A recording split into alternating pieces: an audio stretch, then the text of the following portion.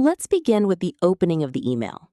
The writer says, I recently read about your travel writing competition and was very interested in participating. This sentence introduces the reason for writing and immediately expresses enthusiasm. In formal emails, writers often begin by explaining how they learned about an opportunity and by showing interest in it. This type of opening creates a positive and respectful tone from the beginning of the message. Next, the writer explains a personal connection to the competition. The email states, I enjoy writing about my travel experiences, and I think this competition is a wonderful opportunity for people to share memorable stories from different cultures and countries.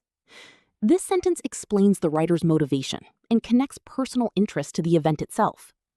The writer also emphasizes cultural sharing and creativity through expressions such as memorable stories and different cultures and countries. Informal writing, including personal motivation, can make the message sound more sincere and meaningful. After that, the writer compliments the organization by saying, I also liked reading some of the stories published on your website because they were both interesting and inspiring.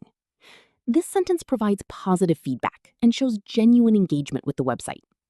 Compliments like this are important in formal communication because they help create goodwill and make the tone more friendly and professional. Instead of focusing only on a problem, the writer first establishes a respectful relationship with the reader.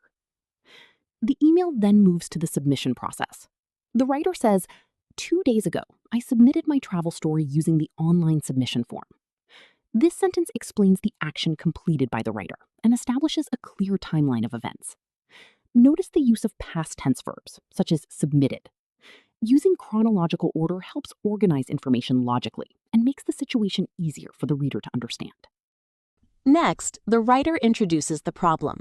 The sentence says, however, immediately after I clicked the submit button, my internet connection suddenly stopped working.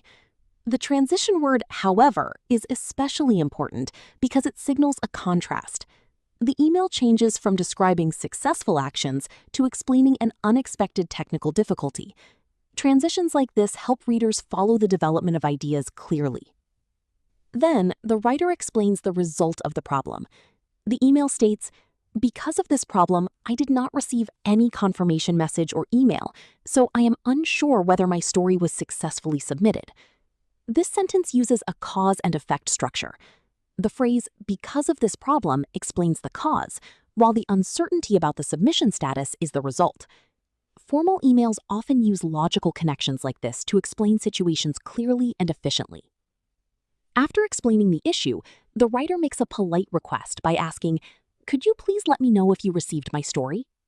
The expression, could you please, is commonly used in professional communication because it sounds respectful and courteous. Rather than demanding information, the writer politely asks for confirmation. The writer then offers a possible solution. The sentence, if the submission did not go through, I would be happy to send it again. This shows cooperation and flexibility. This is a conditional sentence using if plus a past clause and would plus a base verb.